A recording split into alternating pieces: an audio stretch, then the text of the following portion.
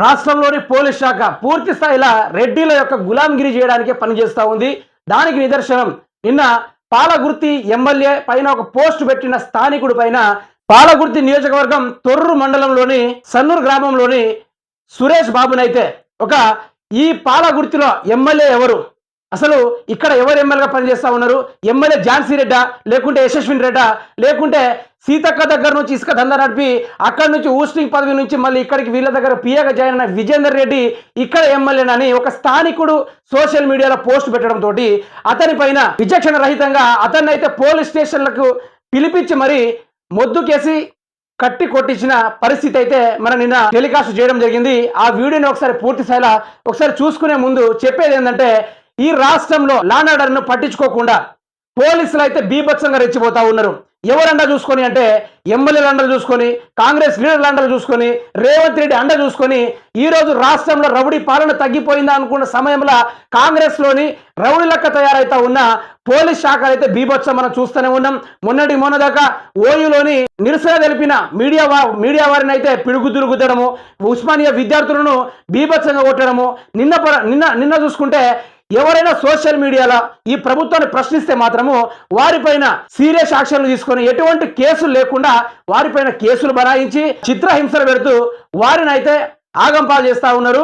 వారి శారీరకంగా అయితే గాయాలు చేస్తూ ఉన్నారు. మరి లా అండ్ ఆర్డర్ ఉందా, ఊసిపోయిందా? మరి రాష్ట్రంలో ఉన్న డీజీపీ పోయి రేవంత్ రెడ్డి దగ్గర గులాంగిరి చేయడం పోయిందా, లేకుంటే ఆ డీజీపీ ఇష్టం వచ్చిన ప్రజల్ని కొట్టుకోపోండి ఏమైనా ఉంటే నేను చూసుకుంటా అని ఆయన ఆడ ఆదేశాలు తీసుకొని ఉండడా, లేకుంటే ఈ రాష్ట్రంలో లా అండ్ ఆర్డర్ ఎక్కడికి పోయింది? మరి ఒక ఎస్ఐకి ఒక సామాన్యునికి కొట్టే హక్కు ఎంతవరకు ఉంది? అదే విషయాన్ని ఒకసారి మనం నిన్న టెలికాస్ట్ చేసిన వీడియో పరంగా చూసుకుంటే మాత్రము మన జర్నలిస్ట్ రాజ్ కుమార్ అయితే అక్కడ ఎస్ఐకి ఫోన్ చేసి మీరు సురేష్ బాబుని కొట్టారని అడగడంతో ఆయన ఒక్క క్షణం కూడా దానిపైన ఎక్స్ప్లెనేషన్ ఇవ్వకుండా ఆయన చటక్కున ఫోన్ కట్ చేసుకున్నాడు. ఆ విషయాన్ని ఒకసారి విన్న తర్వాత మళ్ళీ మాట్లాడుకునే ప్రయత్నం చేద్దాం.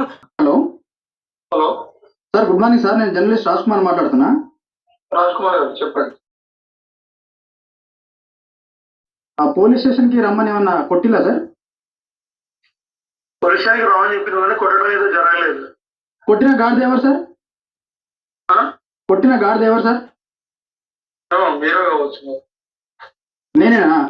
చూసారు ఇక ఆ ఎస్ఐ యొక్క దురుసుతనం కానీ ఆయన ఒక ఆఫీసర్ స్థాయిలో ఉండి రాజకుమార్ ఒక ఎస్ఐని ప్రశ్నించడం తోటి ఆ ఎస్ఐ క్లియర్ ఎక్స్ప్లెనేషన్ ఇవ్వకుండా కొట్టిన గాడిద అని అడిగితే ఆ గాడిద మీరే కావచ్చని మళ్ళీ జర్నలిస్ట్ పైన రివర్స్ అవ్వడం జరిగింది. మరి ఇటువంటి పాలన చోటు చేసుకుంది కాంగ్రెస్ ప్రభుత్వంలో. ఇలాంటి ఎస్ఐలు కనుక మీరు పని చేయాలనుకుంటే యశస్విని రెడ్డి దగ్గర తొత్తుగా పని చేయండి, రాజీనామా చేసేసి పూర్తిసారి యశస్విని రెడ్డి దగ్గర కూర్చొని భజన చేసుకోండి. ఈ రాష్ట్రంలో ల్యాండ్ ఆర్డర్ ఎక్కడ పోయింది? ఈ రాష్ట్రంలో డీజీపీ ఎటు పోయిండు? మరి ఒక సామాన్యుని ఒక పోస్టు పెట్టే హక్కు కూడా లేదా? మరి ప్రజాపాలనలో ఎక్కడన్నా ప్రశ్నించవచ్చు, ఎక్కడన్నా ధర్నా చేసుకోవచ్చు. నేను గిన తప్పు చేస్తే మాత్రం నన్ను కూడా ప్రశ్నించని చెప్పిన రేవంత్ రెడ్డి ఈరోజు అదే ప్రజాపాలనలోని ఒక స్థానికుడు మా యొక్క నియోజకవర్గంలో ఎమ్మెల్యే ఎవరని ఖాళీ ఒక పోస్టు పెట్టడం పైన ఆ ఎస్ఐ అంతలో విరుచుకుపడడానికి గల కారణం ఏంటిదంటే, ఇక ఆయనకు అక్కడ నుంచి డబ్బులు ముట్టినాయో లేకుంటే ఆమె యశస్విని రెడ్డి ఝాన్సీ రెడ్డి దగ్గర ఒక తొత్తుగా పనిచేస్తా ఉన్నాడో తెలియదు. కానీ ఈ రోజు ఒక సంబాడి సామాజిక వర్గానికి చెందిన సురేష్ బాబునైతే విచక్షణ రహితంగా అతన్ని మొద్దుకు కట్టేసి మరి కాళ్ళ మీద గాయాలు అవపడకుండా కొట్టేసి నువ్వు ఎక్కడ చెప్పుకోపో, నువ్వు ఒక కొడక అనుకుంటా మాట్లాడుకుంటూ దురుసుతనమైన మాటలతోటి ఈరోజు తెలంగాణ రాష్ట్రంలో పరిపాలన కొనసాగించుకుంటూ రాజకీయాలు చేయాల్సింది రాజకీయ నాయకులు, అంతేగాని పోలీస్ తొత్తులు కాదు. పోలీసు యొక్క పనులు చేసుకోవాలి తప్ప ఎస్ఐ యొక్క నిర్వహించుకోవాలి తప్ప ఈరోజు ప్రజలలోకి వచ్చి రాజకీయాలు చేసేది ఇది కాంగ్రెస్ పార్టీలోనే చోటు చేసుకుంటూ ఉంటుంది. మిత్రులారా, ఇటువంటి అఘాయత్తులకు పాల్పడుతూనే ఉన్నారు.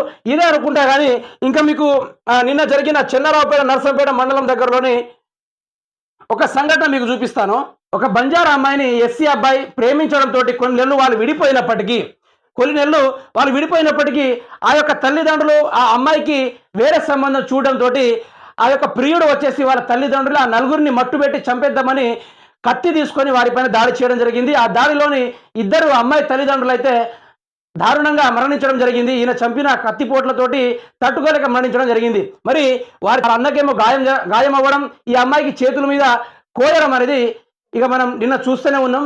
సీఎం రేవంత్ రెడ్డి దీనిపైన ఎటువంటి స్పందించకుండా మన రేవంత్ రెడ్డి ఏం చేస్తా ఉన్నాడంటే, మన రాష్ట్రంలో బీర్లు అమ్ముడు పోతలేవు, మన రాష్ట్రంలో అన్నిటి వస్తువుల మీద పెట్టండి, అన్ని సామాన్ల పైన బిల్లులు పెంచండి, రాష్ట్రం బడ్జెట్ని గుంజుకొచ్చాడని చెప్పి దాని మీద ప్రెస్ మీట్లు పెట్టుకుంటా వస్తున్నాడు. ఇంకా ఇక్కడ మెయిన్ టాపిక్ ఏంటంటే రివ్యూ బాగా ఇసుకలేపురా బీర్ల దందాలేపురా మంత్రులతోటి ఒక నిమిషం. ఇక్కడ అస్సలు ముచ్చట ఏంటంటే, ఒక నిందితుడిని, ఒక హంతకుడిని చంపాల్సింది పోయి గత బీఆర్ఎస్ ప్రభుత్వంలో ఉన్నప్పుడు దిశ కేసులో జరిగిన అన్యాయాలకి ఆ నలుగురు నిందితులను అయితే ఎన్కౌంటర్ చేసి చంపడం జరిగింది. మరి ఈ రోజు అదే విధంగా కాంగ్రెస్ పరిపాలన కళ్ళ ముందు ఆ ఊరు గ్రామం ముందే ఆ యొక్క తల్లిదండ్రులు చంపుతా ఉంటే ఈ పోలీసులు అటువంటి హంతకుణ్ణి దాచుకుంటూ ఆ హంతకుని దగ్గర పైసలు తీసుకుని ఆ హంతకుడు మాకు దొరకలేదు, ఇంకా నిందితుడు పరారిలో ఉన్నారనుకుంటా జూటా మాటలు చెప్పుకుంటా ఈ యొక్క నర్సంపేట పోలీసులు అయితే ఆ యొక్క హంతకుడు నాగరాజు అనే అబ్బాయిని దాస్తా ఉన్నారు. మరి సీఎం రేవంత్ రెడ్డి దీనిపైన స్పందించాడంటే స్పందించలేని పరిస్థితి. మరి ఇది ప్రజాపాలన, దగాపాలన, రౌడీ పాలన, లేకుంటే ఇంకేమైనా పాలన? కేసీఆర్ ప్రభుత్వంలో ఉన్నప్పుడు క్షణంలో చిటికా డిసిజన్ తీసుకునేది, చిటికైన ఆ నలుగురిని కాల్చి చంపేసారు. ఆ విధంగా ఈయన కొడుకును కూడా చంపితే తెలంగాణ రాష్ట్రంలో ఇంకొకరిపైన కత్తి ఎత్తాలన్నా, ఆడపిల్లపైన అత్యాచారం జరపాలన్నా, ఆడపిల్లని రేప్ చేయాలన్న ఆలోచన రాకుండా రోడ్డు మీద నడిది బట్టలు ఇప్పి అతని పోయిన పెట్రోల్ని కిరోసిన్ అంటించి మరి కాల్చి చంపాలి. ఇట్లాంటి దుర్మార్గులకు ఇటువంటి శిక్షలు శిక్షిస్తే కనుక ఈ రాష్ట్రంలో ఇంకొకడు చేయడానికి కూడా గజగజ భయపడే పరిస్థితికి తీసుకురావాలి. మరి రేవంత్ రెడ్డి దీనిపైన స్పందించకుండా ఇసుకల మీద, మందుల మీద ఇవి ఎందుకు అమ్ముడు పోతలేవు, వీటిని ఏ మార్గంలో అమ్ముదాము, ఎట్లా మనం బతుకుదాము, మన జేబులు ఎట్లా నింపుకుందాము, తీసుకొచ్చిన 31,000 కోట్ల రూపాయలు అయిపోయినాయి, మళ్ళీ మన ఖర్చులు కావాలి కదా, ఏం చేద్దాం, ప్రజలు ఇట్లనే వాళ్ళు చంపుకుంటా ఉంటారు, మనం ఇట్లనే దోచుకుందాం.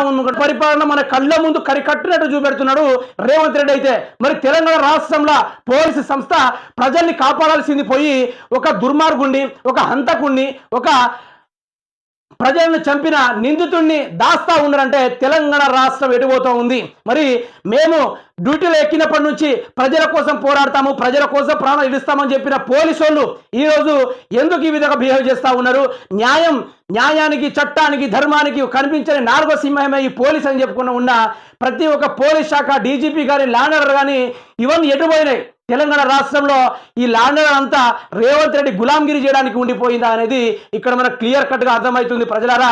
మరి తెలంగాణ రాష్ట్రంలో కాంగ్రెస్ పార్టీ అధికారంలోకి వచ్చినప్పటి నుంచి ఏ పేపర్ చూసినా, ఏ సోషల్ మీడియా ఓపెన్ చేసినా, ఎటువైపు చూసుకున్నా కూడా మారణ హోమాలు, అత్యాచారాలు, రేపులు, వివిధ రకాలమైన ఆత్మహత్యలను చూస్తూ ఉన్నాం మిత్రులారా. తెలంగాణ రాష్ట్రంలో ఇటువంటి చోటు చేసుకోవడం మళ్ళీ ఇది రెండోసారి. మొదటిసారి ఆ 60 సంవత్సరాల్లో జరిగింది. మళ్ళీ 10 సంవత్సరాలు సల్లగున్న తెలంగాణని మళ్ళీ ఉసిగొల్పి రౌడీల రాజ్యంగా మారుస్తున్నాడు రేవంత్ రెడ్డి. అయితే ఇది ఈ విధంగా కొనసాగితే మాత్రము రాష్ట్రం అల్లకల్లోలమైపోయి ఇక రాష్ట్రం ఆగమవడానికి అయితే దారి తీస్తూ ఉంది. రేవంత్ రెడ్డి కమాయించుడు పైన ఉన్న ఫోకస్ ప్రజలపైన పెట్టాలని మనకి ఇక్కడ అర్థమవుతుంది మిత్రులారా. మందు తాగేటోళ్ళు రాష్ట్రంలో ఎందుకు తగ్గిపోతా ఉన్నారు? మందు తాగమని ప్రోత్సహించండి, కొత్త బీర్లు దింపండి. ఇక ఆ బీర్లు అమ్ముడు పోకుంటే రాష్ట్రంలో ఉప్పు, పప్పులు, అల్లం, బెల్లం పైన విచిత్రంగా రేట్లు పెంచేసి ప్రజల్ని ఆగం చేయండి అని చెప్పిన ఒకే ఒక్క నాయకుడు మన యనుమల రేవంత్ రెడ్డి. ప్రజా పాలనలో ప్రజల్ని సంక్షేమంగా పరిపాలిస్తా అని చెప్పిన మన రేవంత్ రెడ్డి ఈరోజు మందు పైన ఇంత ఇంట్రెస్ట్ పెడుతున్నాడు అంటే, ఇక నేను ఇదంతా చదివిన తర్వాత మంచిగా మాట్లాడుకుందాం. ఒకసారి వీడియో పూర్తి స్థాయిలో చూడండి. మందు అందాన్ని ఎందుకు తగ్గింది? అధికారులపై సీఎం సీరియస్. సేల్స్ జరుగుతున్న ఆదాయం ఎందుకు పెరగడం లేదు? అన్ని శాఖల్లో ఆదాయం పెరగాలి. ఇకపై నెల ఆదాయంపై రివ్యూ చేస్తా. మంత్రుల అధికారులతో సీఎం సమీక్ష. నేను అధికారంలోకి రాగానే ఏదైతే కల్వకుంట్ల కవిత లిక్కర్ అమ్ముకొని రాష్ట్ర ప్రజల్ని ఆగం చేసిందని చెప్పిన రేవంత్ రెడ్డి లిక్కర్ని బ్యాన్ చేస్తా అన్నాడు. మరి అధికారంలోకి వచ్చి కొత్త బీర్లను దింపి భూమ్ భూమ్ బిర్యానీ అనుకుంటా ఆ బీర్లను దింపినప్పటికీ ఇప్పుడు పూర్తి స్థాయిలో రాష్ట్రంలో మొత్తం ఎటు చూసినా కూడా బీర్ల అమ్మకాలకు ఇక నెల ఏ విధంగా బీర్లు అమ్ముడు పోతా ఉన్నాయి, ఏ విధంగా బీర్లు సేల్స్ అవుతా ఉన్నాయి, మీరు ఎట్లా అమ్ముతా ఉన్నారు అనే దానిపైన విచారణ జరిపిస్తాడట. సిగ్గులేని సన్నాసి చౌరపాలన ఈ తెలంగాణ రాష్ట్రంలో. విద్యార్థులు చనిపోతా ఉన్నారు, రాష్ట్రంలో ఆత్మహత్యలు జరుగుతూ ఉన్నాయి, రాష్ట్రంలో దుర్మార్గులు తయారవుతా ఉన్నారు, రాష్ట్రంలో ఆత్మహత్యలతోటి హత్యలు జరుగుతూ ఉన్నాయి. దానిపైన ఏ రోజు రివ్యూ పెట్టని ఈ సన్నాసి పాలన కాంగ్రెస్ ఈరోజు చూసుకుంటే మాత్రము మందులపైన రివ్యూలు పెడతా ఉందయ్యా. తెలంగాణ రాష్ట్రం ఆగమైపోవడానికి ప్రధాన నిదర్శనం ఏదైనా ఉందా అంటే ఇదొక పెద్ద చనువు మాత్రమే. మరి రేవంత్ రెడ్డి ఇసుక దందా పైన, మద్యం పైన, మరి మద్యాన్ని బ్యాన్ చేస్తా అని చెప్పినా ఇప్పటిదాకా బ్యాన్ ఎందుకు చేయట్లేదు రేవంత్ రెడ్డి? నువ్వు అధికారంలోకి వచ్చి చేస్తా అన్నావు కదా, నువ్వు మద్యాన్ని బ్యాన్ చేస్తా అన్నావు, బ్యాన్ చేస్తా అనేసరికి మా తరపున మేము కూడా నీకు ఓట్లేసి గెలిపించినాం. అటువంటి నువ్వు ఈరోజు మద్యాన్ని బ్యాన్ చేయకుండా పూర్తి స్థాయిలో ఇంకా అమ్మకాలకు విచారణ జరిపిస్తున్నావంటే నువ్వు ఎటువంటి ముఖ్యమంత్రివో, నీ యొక్క పరిపాలన ఎట్లుందో, నీకు అసలు పదవి ఎట్లా ఇచ్చులే తెలంగాణ రాష్ట్ర ప్రజలు. కానీ అసలు నిన్ను ప్రధానంగా ఓటుకు నేటు కేసులో నిందించినప్పుడే ఆ రోజు నిన్ను జైలుకి పంపి అక్కడనే ప్రజలు నిన్ను గుర్తుపట్టించి ఆయన నీకు ఓటేయకుండా ఉంటే ఈరోజు తెలంగాణ రాష్ట్రం ఆగమైపోకుండా ఉండేది. దాన్ని ఆగం చేసిందే కాంగ్రెస్ పార్టీ. రాష్ట్రాన్ని ఆగం చేయడానికి కంకణం కట్టుకుందే రేవంత్ రెడ్డి. రాష్ట్రం బడ్జెట్ని మొత్తం పూర్తి స్థాయిలో అప్పుల కుప్పలుగా మార్చిందే రేవంత్ రెడ్డి. రాష్ట్రంలో అప్పులు చేసినా కూడా ప్రజల సమస్యలు తీర్చకుండా ఇంకా ఆగం పాలు పట్టిస్తున్నదే రేవంత్ రెడ్డి. మరి గిన్ని చావులకు, గిన్ని ఆత్మహత్యలకు, గిన్ని హత్యలకు ఇన్ని కారణాలు అవుతున్న రేవంత్ రెడ్డి, మరి రేవంత్ రెడ్డి దీనిపైన స్పందించకుండా పోతా ఉన్నాడు. నువ్వు ముఖ్యమంత్రివా లేకుంటే మద్యం అమ్ముకునే ఒక సేల్స్ మ్యాన్వా? నువ్వు ముఖ్యమంత్రివా లేకుంటే ఇసుక దందా నడుపుకునే ఒక ఇసుక వ్యాపారివా? నువ్వు ముఖ్యమంత్రివా లేకుంటే రాష్ట్రాల నుంచి ఇతర బ్యాంకుల నుంచి అప్పులు తీసుకొచ్చే మధ్య కారోబారివా? అసలు ఎవరు నువ్వు? ముఖ్యమంత్రి హోదాలో ఉండి ముఖ్యమంత్రి పదవి చేయాల్సింది పోయి బీర్లు ఎందుకు అమ్ముడు పోతలేదు? ఆ వాడు ఎందుకు తాగుతలేరు తెలంగాణ వాళ్ళు? గొంతులో పోద్దామా, కింద పోద్దామా, పైనుంచి పోద్దామా, ఎట్లా అమ్ముదాం? ఇవన్నీ రెండా పాలన అంటారు, సిగ్గులేని పాలన అంటారు, సవట పాలన అంటారు. ప్రజలు తిడుతూ ఉన్నారు, ఏత్తామని చూస్తూ ఉన్నారు, రాడు దింపుదామని చూస్తూ ఉన్నారు.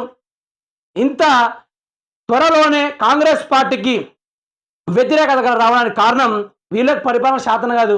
వీళ్ళ ముఖాలకు ఎప్పుడైనా ఒక ఎమ్మెల్యే పదవి చక్కగా నిర్వహించుంటే, ప్రజల్ని ఎట్లా పట్టించుకోవాలో తెలిసి ఉంటే ఈరోజు తెలంగాణ రాష్ట్రంలో గిన్ని జరగకపోయేది.